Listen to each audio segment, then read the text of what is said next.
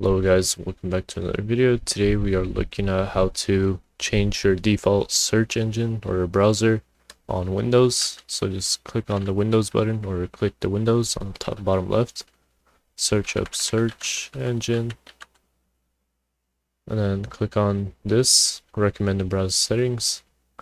It's gonna ask you to use Edge and use that as your default, but if you don't want Edge, you can click on the back button here.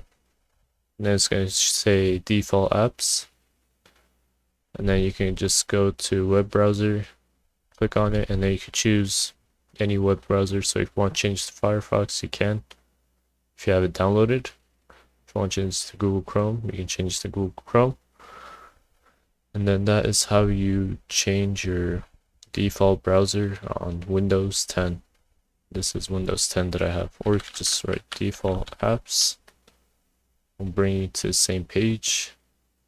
You can change that. You could also change default email, change to Google, Edge, Maps, change it to a different app, photo viewer. If you have something else, you can change it. And yeah, that is it for this video. Thank you for watching.